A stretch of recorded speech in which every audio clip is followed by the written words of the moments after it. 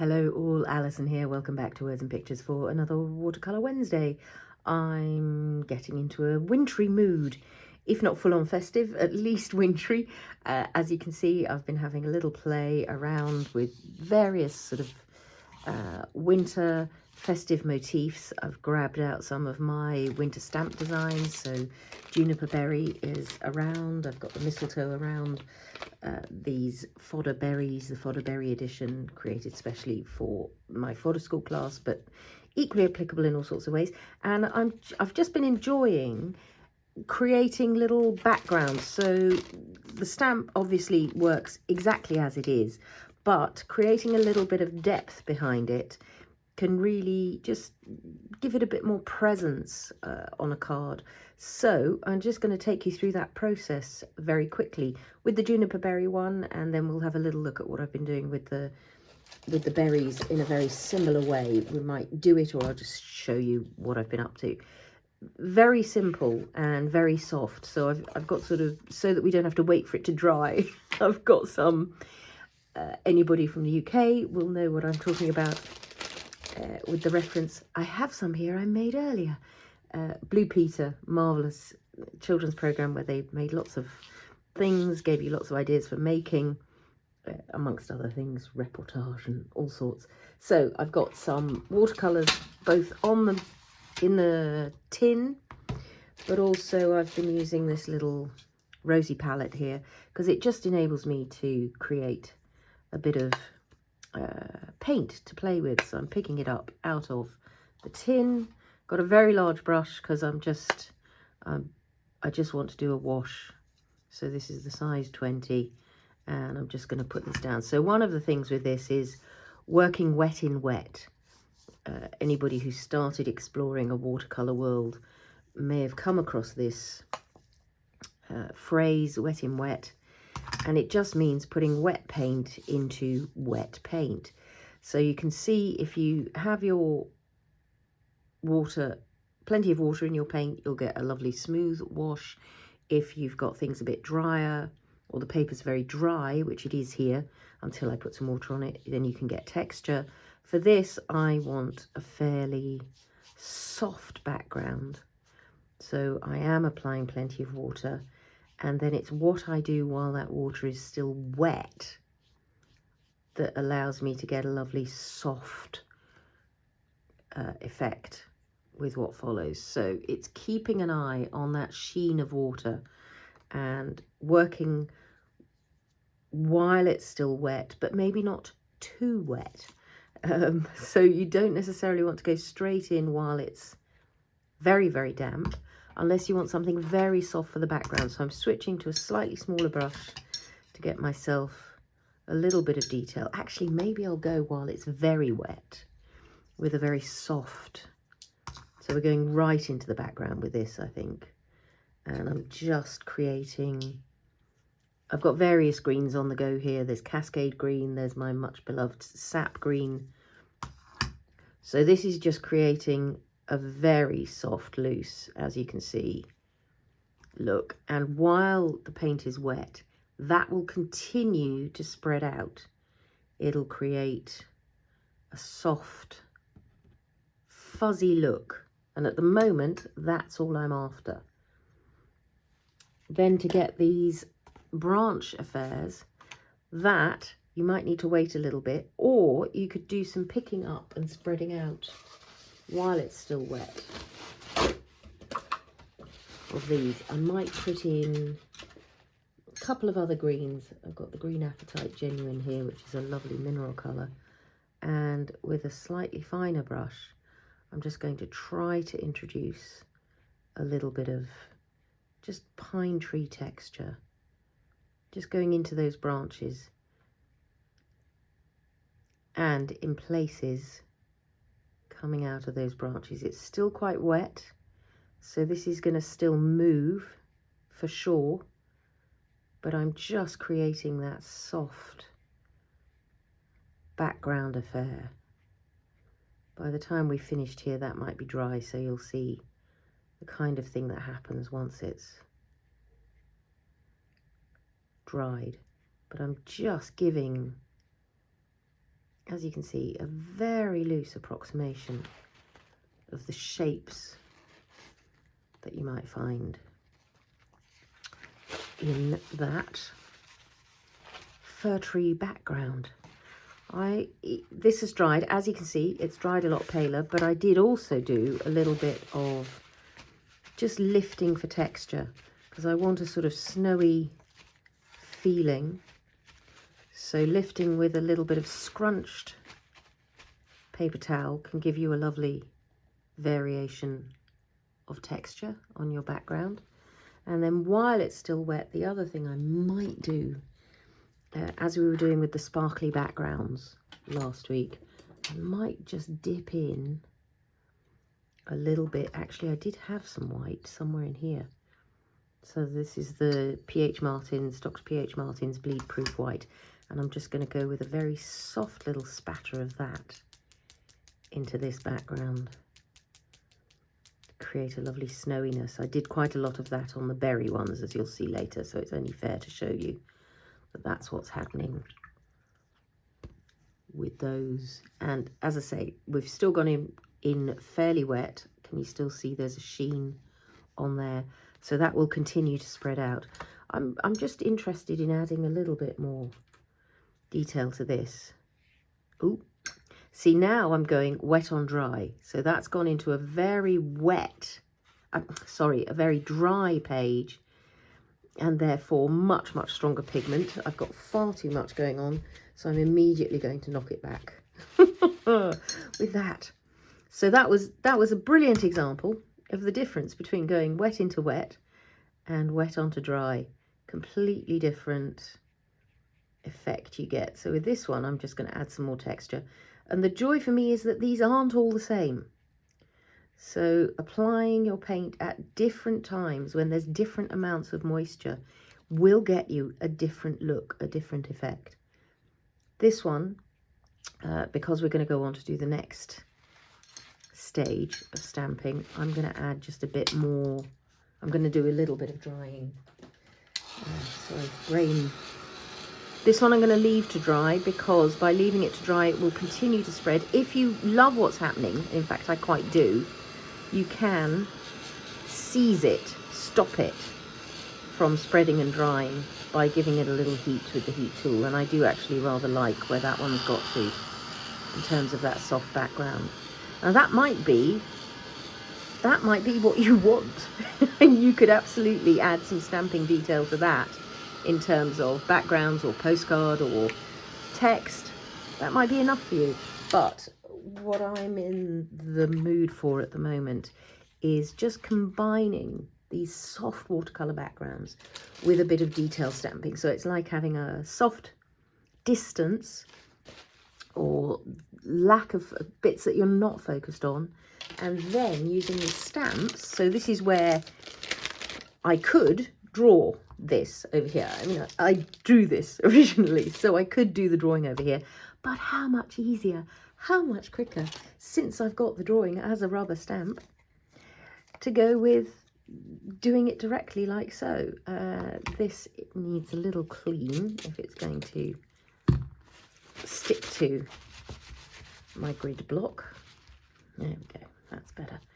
So with this one, I did a couple of stampings of this and then some extra greenery. There's also the little one, so if you want to create variation in berries, you absolutely can. I think I stamped in green, which I think is quite nice because it gives you your pine needles already in a green colour, which obviously is helpful. And as long as you've got quite a strong green, so this is Olive Archival, it'll give you a good presence. So I think I'm going to send one upwards, so heading off in that direction. These are designed to stamp sort of in all directions. Let's see if I can catch that. Did you see that drop off? We might have a little double stamping, but hopefully it didn't move before I pressed down. Okay, interesting. I might need to pop some embossing powder onto that, or I could go with that very softness If I want embossing powder, I'm going to have to decide quickly. No, I think I can manage to see what that is and paint it, in which case we'll have an even softer looking sketch, which will be quite nice. I'll zoom in before I do the painting of this so that you get a closer look at what's going on. I hope it doesn't drop again. So I've got one going up there. I think I'm going to have this one pointing down here, and that's going to give me a lovely variation across the page. So as you can see, I've now got those detailed images coming into the foreground, and they're going to come into the foreground even more as we paint them. Let's zoom in so that you can watch that part of the process. As you can see, these juniper berry fronds are quite fine, so you might want a very fine brush, or using the very tip of a good brush will also work for you. So for the fronds, I think I was basically doing, again, a mixture of these greens I've got here. So I'm going to mix up some paint into my palette. That's the sap green, plenty of that. And obviously the more watery it is, the softer the look will be. Let's get a bit of the Cascade green. That's a beautiful granulating green that has shades of blue in it, so it's gorgeous for pine affairs. I'll get a little bit of deep sap green as well. I think I may have mixed up my greens now, but it's all good because it means you get some variation. And what I might have is just a little bit of some Indanthrone blue here in case I want to go shadowy, and that's also going to come in handy when we get to the juniper berries. But I think first of all I'll put some greens in so that we can start to see this happening, and I might start with the fine one while I get my eye in, if you see what I mean. So the stroke, if you can create the stroke going in the right direction, that brush is not quite wet enough, you'll get some of the energy of this. But actually I sometimes find it easier to draw in towards the center. I'll be alternating. I'm just being quite careful to start until I sort of see what kind of stroke it is that I want. You can see I've already alternated my greens. There's some deep sap green going in there to create shadows down in the depths, and then back to the sap green to come up. And as you also saw, it's perfectly possible, as long as you get there while it's wet, to just knock things back, either with your hand, with your finger. You saw I dabbed some paint away where it went outside the line, and it was too much outside the line for my liking. Or have some kitchen towel or a cloth nearby so that you can pull out when there's too much colour. You can just get hold of it and get rid of it. So it's adding detail into these leaves here, and where it's a bit darker underneath we might go for a darker green. I've also got, there's a little bit of branch going through here, so I might pick up just a little bit of brown. This is coming out of the tin now. I've got my mixing palette here. There are some browns on it, so I'm just waking those up again. And I might just pull through a little bit of a thought of branch. I think that's going to give us quite a nice sense of variation of colour. And I could also add just a little bit into that one in the background, but let that be soft by adding some water. And if I feel I've got too much, there again, just knocking it back. So this is a lovely, gentle process of just spotting those lines, because the stamping was going on to textured paper. It wasn't the best stamping in the world because the ink pad, I think, is a little bit dry. It wasn't the best stamping in the world, but what that's giving me is a chance to really create a painting that looks as though maybe I've gone without an initial sketch at all, that I've just gone straight for my watercolouring, which is a way that I quite often work in any case when I'm watercolouring, is without sketch, is to start with some watercolour and then add in a bit of pen detail later on. So again, I'm just grabbing a sense of branch through some of this. We'll let this be a little brighter down here where the light might be catching it. So I'm picking up a different green each time I dip into the palette, picking up a slightly different colour variation. And in a minute, what I might do is also go back into some of these inner patches and add a bit of that Indanthrone blue. There you go. Which just means I can add a sense of shadow down into the depths.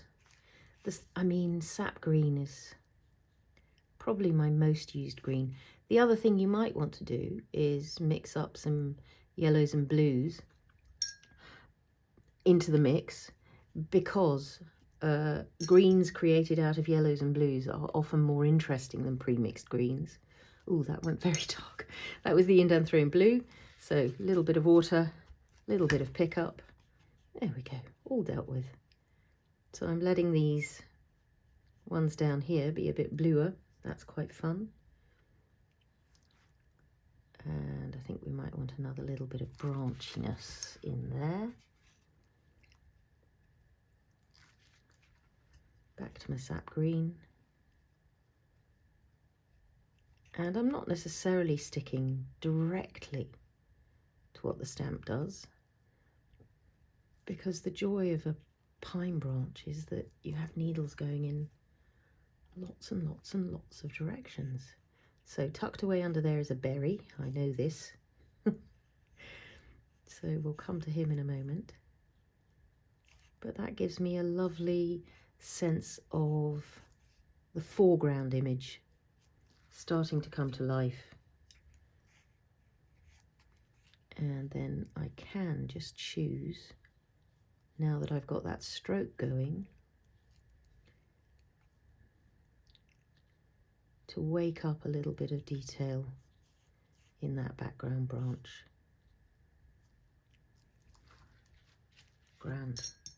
This is a lot here, so I'm just going to apply some water and lift. And there you go. One of the joys of good watercolour paper and good watercolour paints is that you will be able to get a lift. Even when something is dried, you should be able to lift it up and get it out of the way. I'm going to do the berries next, just so that I can see what kind of thing I've got going on. I think for this I'm going to use this lovely mineral colour here, Kyanite Genuine, and then I might add in a bit more blue as I go. But this is a lovely sort of grey blue, which makes me rather happy. And what I'm going to do first of all is sort of paint round the shadowy side of each berry while I've got pigment on the brush. I can always come back in later and add those little sort of mouth details, the opening of each berry. And then I've just put water on the brush to come round and do the side of the berry that's catching the light. So same thing again. I've got the kyanite on the brush. Going to pop it round the lower side of each berry. Joy of having a silicone craft mat means that you can just mix paint right there as you go. So where a berry is behind, then I can give it a bit more shadow. There's one down there. Where's that one that I knew was tucked away in the middle here?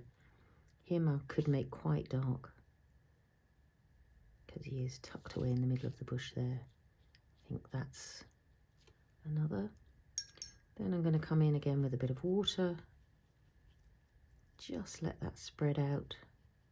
So I'm both bringing a watery wash into the top, but I'm also encouraging that shadow that I've already got in place to just move a little bit. Definitely want a bit more branch going through under there.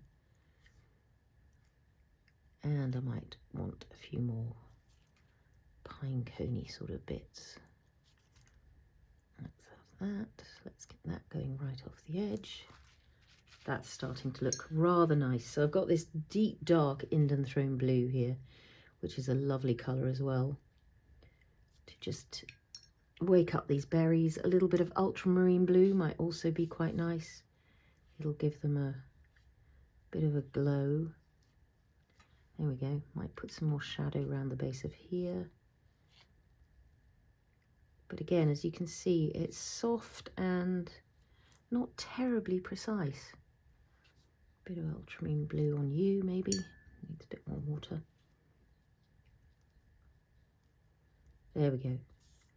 And then what I'll do is bring in some pen work to just bring some of the detail of these berries back to life. I want a little bit more of our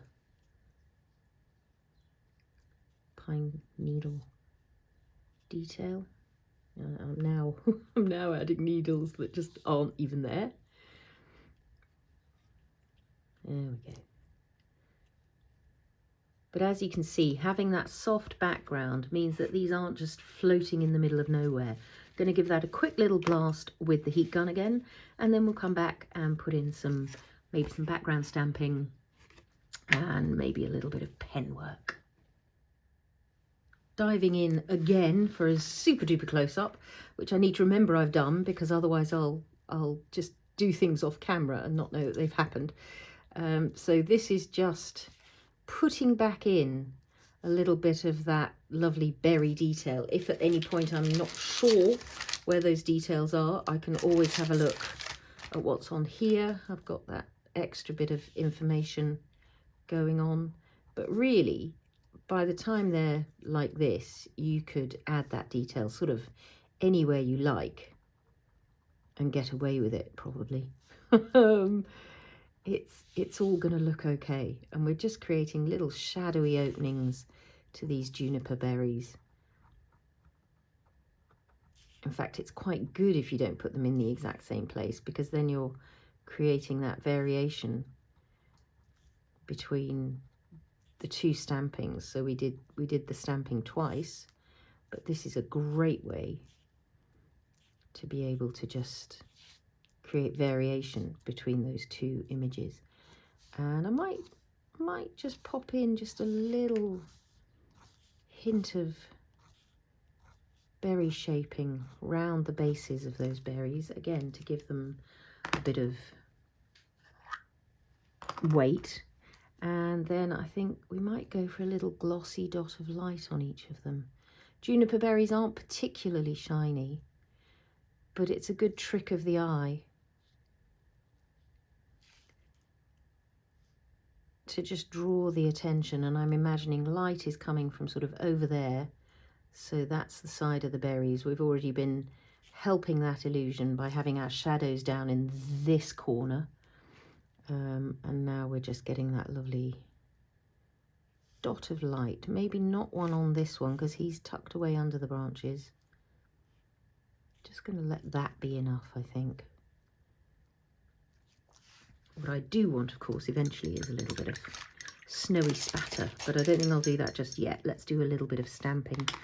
So I rather like the alphabet font that is on one of the newer sets. So that Gothic font there has a festive feel to it to me. On this one I used the Winter's Tale that is on here, which you saw in action at the weekend. But I think for this one, I'd quite like, which way up is this alphabet? There it is, A, B, C, D. I'm going to go with quite a subtle, I think maybe Pebble Beach, because I don't want this too in your face. I want it a little bit subliminal, just sort of tucked away under the branches, between the branches. Just a little bit of lettering to give us detail in there. Yeah, it's quite nice. Oh, most of the lettering there is on the mat, so let's go up a bit. There we are. That's nice. It's just giving us, yeah, a bit more interest for the eye. I do also rather like pretending I've got a postcard on the go. So this postcard stamp here, I'm just flicking through to find it. Which one is it on? It's around here somewhere. I was using it yesterday. On one of these sets. There it is. Okay, it's on the Coneflowers. But I've got a couple of postcard stamps, different styles of postcard. Plus, Tim Holtz has a whole set of fabulous postcard toppers. I might dig one of those out in a minute because it's a great stamp set. I think rather than black, as I did on this one, I'm going to do it in grey. Oh, let's measure approximately the centre. Not terribly bothered. So we're about 15 centimetres, so we want to be at about 7.5-ish, just under, something like that. And that's where this central line wants to go, not the centre of the stamp, but that sticking down one. So that's the bit that wants to be aligned with there to get us something approximately in the centre. Good, enjoying that. And then what I thought was, since we've got that, I could use one of my many stamps. My stamps. Let's have a look at that. But my feeling is that what I might want to do is go with a... Oh, so I could on this one. In fact, let's go with something a bit bolder. I'm going to go with Cobalt or Night Sky. Night Sky, but I'm not going to put it on dabbing. I'm going to sweep it, which should get me a softer imprint. Let's go with that in this top corner. There we go. Okay, so again, because we're stamping onto watercolour, not possible to get the full detail of that stamp like that. But if I stamp it onto a bit of smoothie card, like so. Is this smoothie card? It's smoother card. So I can get my detailed image there. And what I might do is give it just a little touch of watercolour colour, if you see what I mean.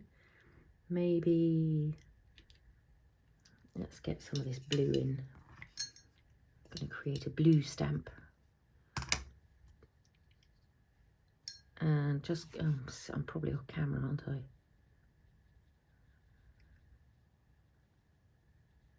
I'm going to cut this out, so this is fine. And I'll knock it back just a little bit. There we go, that's quite nice. Then I've got my little barber's scissors. So these are barber's shears for thinning hair, but if you cut your stamps out with those, let's go down to there. Oh, well, what I could do is take the whole stamp and then just re-stamp the postmark in a minute. So then I get that lovely edging on my stamp to look real. Hey, glue that in place.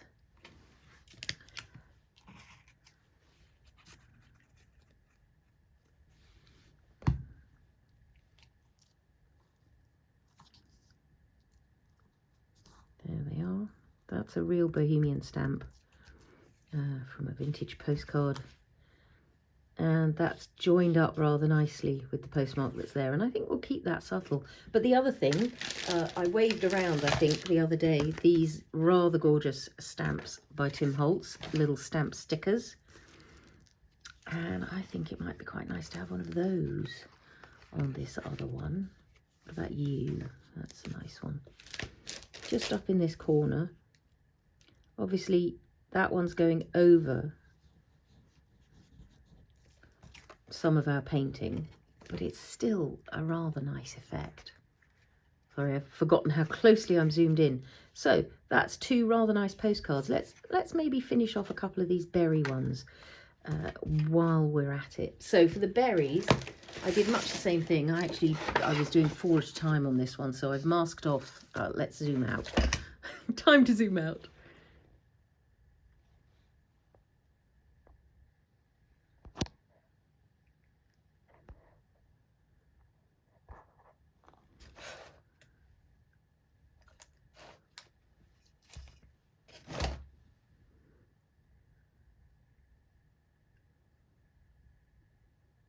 So with these berries, as you can see, it was the same process. So a soft, wet blue background that I did some snowy spattering on. Then I dotted in my berry shapes. I mean, pretty much literally dotted in my background berry shapes while it was still wet. And then once it was a little bit drier, I started putting in some of the detail of those branches. And then, as you can see, I used my berry stamp to add a little more. So I think I want to do one that's coming in from this direction. Let's do this one because he's got a lovely starry background. These are obviously going to have a smaller area because I've done it with masking off. This one I just cut the sheet in four and just went from there. So these are going to be a different size. This is on a block, so I'm gonna leave it put for now and stamp while it's still got the masking tape, because that's going to mean if my stamp goes over the edge, it's not going to go onto the border. So let's go with these little hawthorn berries. And somewhere I've got my stamp plate.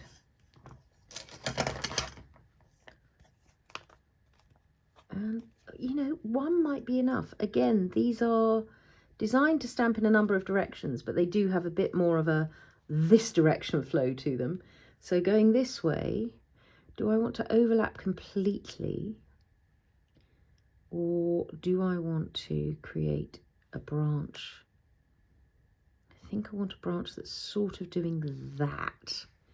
So it combines with this other branch, but that other branch is still very much in the background. Let's stamp this in maybe coffee, something fairly strong, because the branches that are already there are fairly strong. I'm hoping this is nice and juicy so that I can get a good stamping.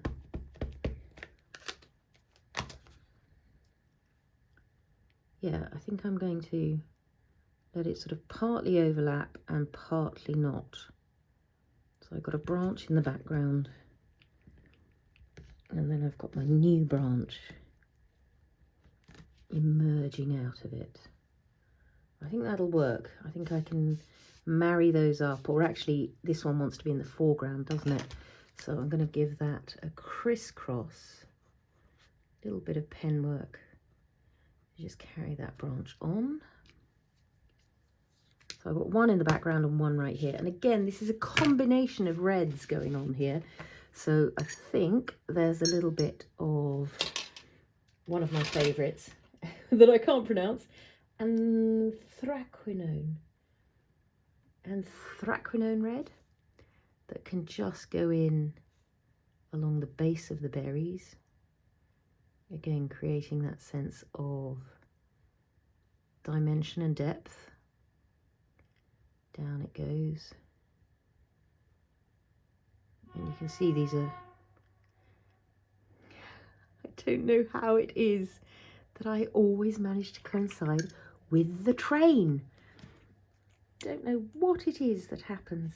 And then something a bit brighter and bolder. So this is a Pyrrol Scarlet. I'm just going to come in and dot into a few of these. Sometimes it can be quite nice to even go to a full-on orange colour. But I'm just going to sort of gently fill in those details. And then I can come back with a little bit of water again. And I might use the finer brush for this, to just let that spread up to the top. If I can manage to leave a little white gap, that'll save me putting in little white dots later. But given I'm working over a blue background, that's going to be less effective. If I were working onto white, then it would be worth leaving white dots. But I'm working onto blue, so they're going to be blue dots, which is less helpful really.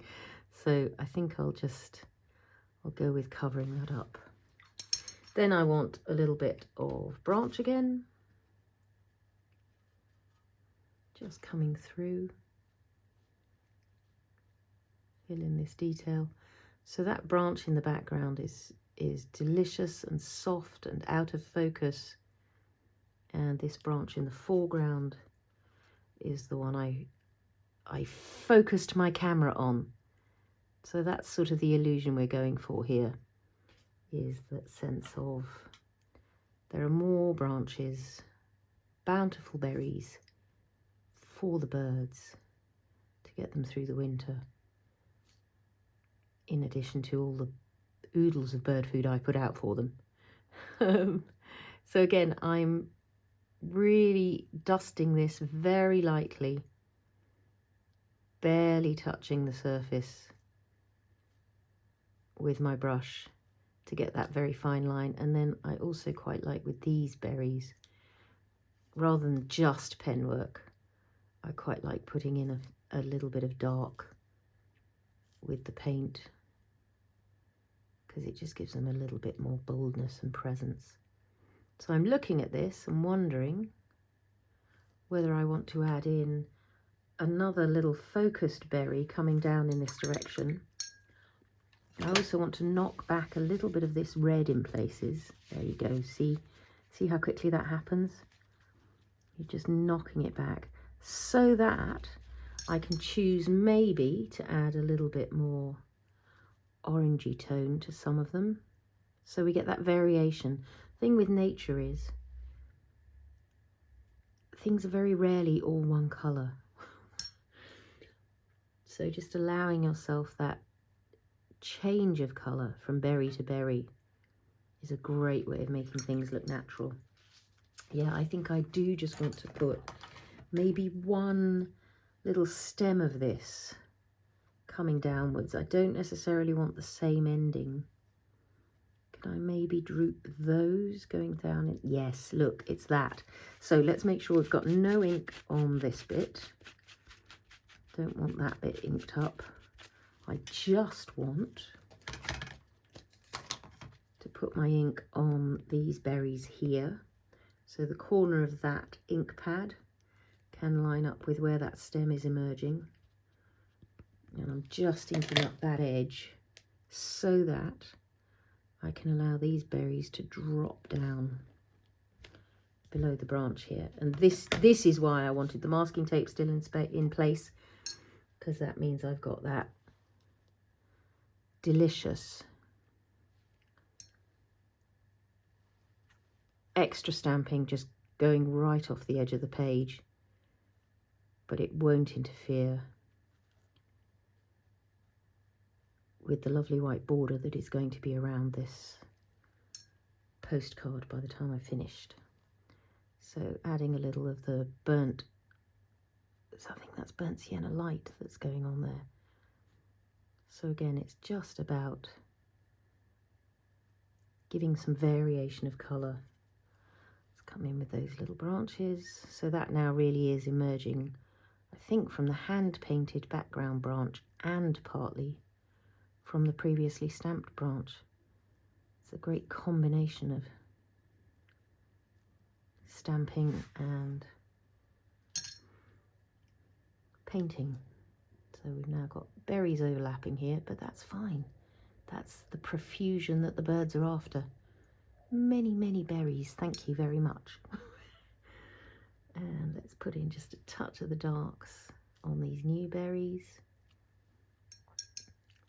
And a little bit of water to shape them. And then again, I'm just going to knock them back just a touch. And you know what I want now, don't you? So my scabby spatter brush, mistreated and left in the jam jar, but now perfect for adding those touches of snowy spatter. Since these are here, I'm just going to, particularly on the stamp, and there, I might change the colour of that stamp. I don't know if I'm on camera or not. There we go, snowy spatter galore. And just creating that lovely illusion of depth, out of focus, and then in focus again at the front. Where that's gone into some of the white on those berries, I'm perfectly happy with that. It's that magic randomness that gives you nature's reality. So this stamp, I'm not quite happy with the colour of that. So I might make it a sort of bluey green stamp. Why not? I do love a green stamp. I can layer this colour up until I'm happy with it. Nothing stopping me because the watercolours are transparent. So as long as they don't get too thick, we'll still be able to see the colour underneath, the image underneath. There we go. That's a slightly less in your face look.